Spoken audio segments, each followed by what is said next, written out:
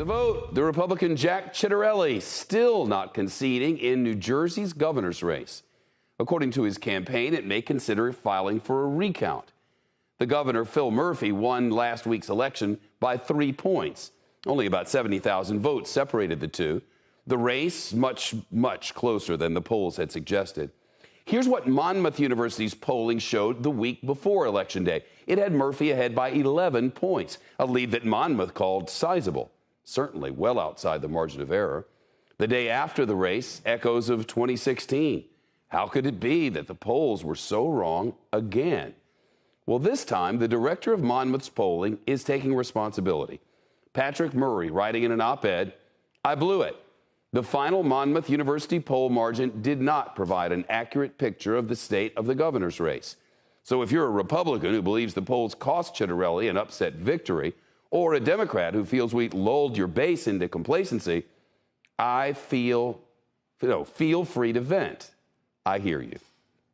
Patrick Murray's with us now, director of the Monmouth University Polling Institute. Patrick, thank you. When you saw the results coming in on election night, so much closer than the polls, what was going through your mind? Yeah, I was somewhat shocked because we have a pretty strong track record in New Jersey in our polling. And so this was our first time that we were off by anything like this. But I understood that we have been in a much more volatile situation over the past few years with election polling than we had ever been before. And therefore, we had to take a look at what was going on. Now, I looked at it in 2016. We had some fixes. 2017, 2018, the polls were fine. Then we had that miss in 2020 again. And the question is not whether polls can be right all the time, because they never can, particularly election polls, because election polls are kind of guesses of what an event that hasn't happened yet, which is not what polling is really designed to do. I can do my own guessing. Why do I need you at all? I mean, right. So the question is, I'm taking a look at what have we contributed to the dialogue. Now, we ask a lot of questions in our polls about opinion of the candidates, about what issues are important to people, about the mood of the electorate. But that kind of gets swamped out by that horse race question: who's ahead, who's behind, by how many points?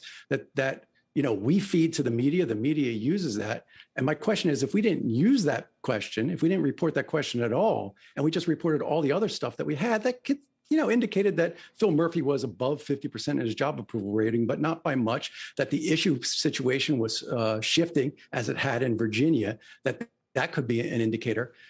That probably would have given people a better picture of what was going on. And maybe that's what we should focus on, because those are the areas where polling works really well. That's interesting, because after the 2016 thing, and then especially 2020, but after the 2016 thing, in my previous job on my previous program, I stopped reporting on those horse race numbers. We didn't do them for years because we didn't know whether to trust them.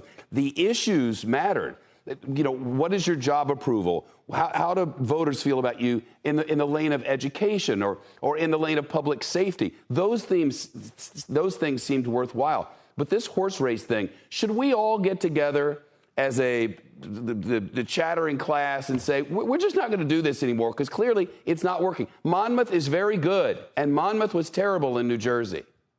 Right. Yeah, no, I agree with you. I think we need to take responsibility of what we contribute. So what do you say? You're not going to report the horse race numbers anymore? Whether I ask them or report them. No, whether you report them. Yeah. I mean, I think that's something that I'm really looking at seriously going forward. Basically, throw down a challenge to the media, saying, here, we have the candidate favorabilities, we have approval ratings, we have the top issues that voters tell us they're concerned about, what their mood is, what they think of the candidates on those issues. Will you report those numbers in the same way that you report that horse race margin that seems to kind of galvanize people around, the kind of the sensational part of the election? Okay, how about this? As the one who does the reporting to the people, I'll report those issues. If you'll say, all right, we're not giving out the horse race anymore, and convince all the rest of them to do the same, because we'd be better off without it, it feels like to me. I think I'm inclined to take that deal from you, Shep. Well, I'm on board. You'll have to call all the rest of them. I don't have their numbers. But that's the problem. That's a problem trying to get everybody else on board. But hey, I can only do what I'm responsible for. And I think, at least try to set an example. One thing all of us can do is, when we fail, admit it and try to figure out why. And you did that, and I loved it, and that's why we had you on.